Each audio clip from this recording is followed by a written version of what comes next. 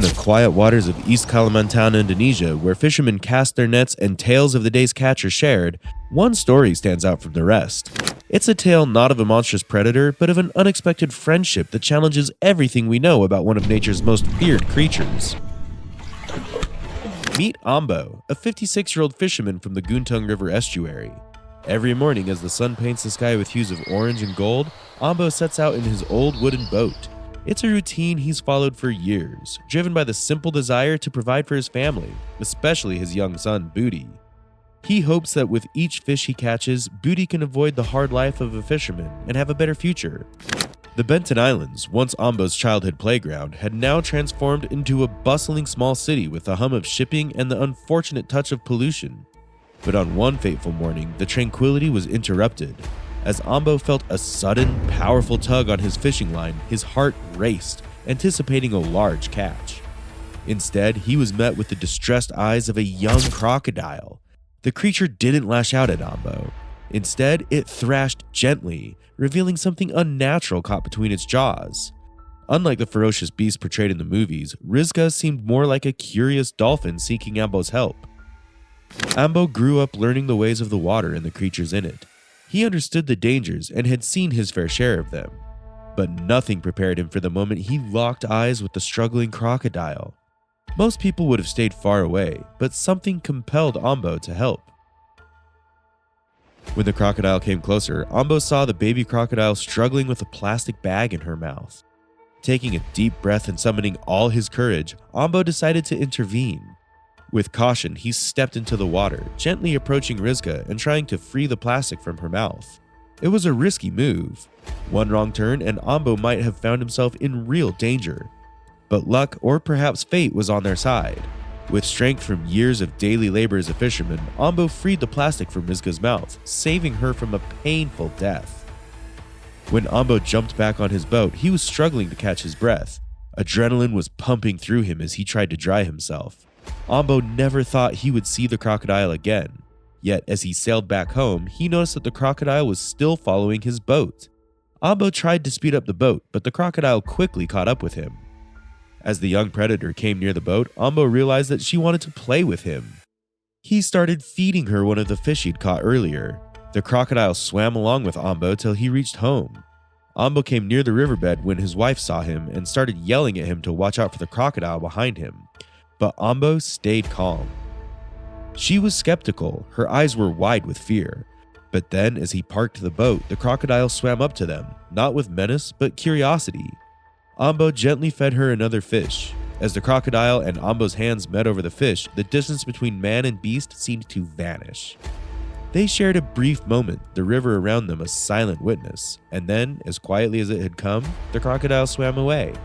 For both Ambo and his wife, this was an experience they'd remember forever. Yet, whispers of the past have a way of returning. After many quiet years, while Ambo was on a fishing trip with his son Booty, Ambo received exciting news from his wife. She called him and told him that the crocodile he'd been telling everyone about for years was back, and it looked like it was searching for Ambo. Since he wasn't home, his wife and the neighbors gave the crocodile some food. The very next day, when Ambo returned, to his surprise, the crocodile was still waiting for him. They met in a shallow spot, and the crocodile allowed Ambo to come near without any sign of fear. Ambo noticed how the young crocodile from before was not so young anymore. The crocodile had grown over 23 feet.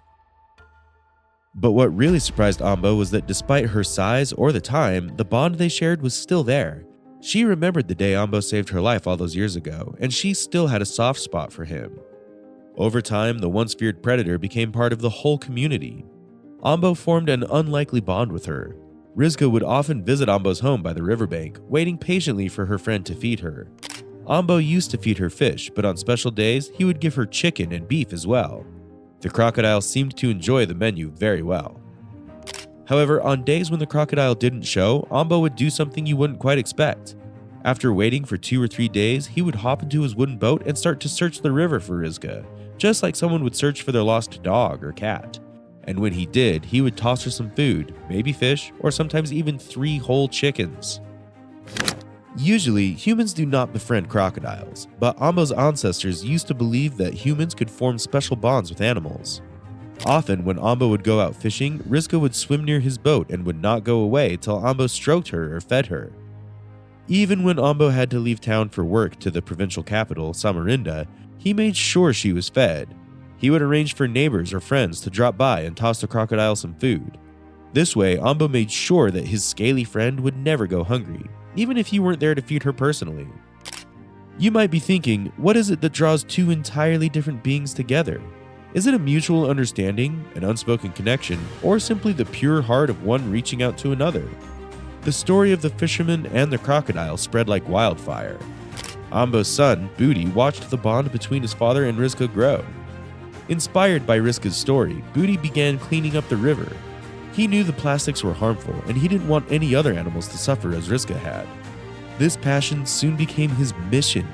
He dreamt of a future where he could become a politician and make real changes to protect the river and its inhabitants. As the years passed, Rizka grew. What was once a young crocodile, no more than a meter long, became a massive creature spanning 7 meters, but her size didn't change her gentle nature around Ambo. She remembered the man who had saved her, and she was showing gratitude in her own way. In times of injury or sickness, Ambo was there for Rizka. He even called a vet once, though the professional was too nervous to get close. Still, with instructions and medicine, Ambo got closer and nursed his reptilian friend back to health. For 20 long years, the crocodile kept visiting her dear friend Ambo. But Rizka wasn't just Ambo's friend, she was part of the community. She became a symbol of the bond between man and nature, a bond that, with respect and understanding, can be formed even with the most unlikely of creatures. Ambo always said he loved Rizka just like she was his own child. Even though he got a chill down his spine sitting next to a massive 4-meter-long crocodile, one that could easily have made a meal out of him, he was ready to risk it all for the bond they shared. Ambo and Rizka's story is proof that bonds can be created beyond species, and love and friendship don't always look the way we expect them to.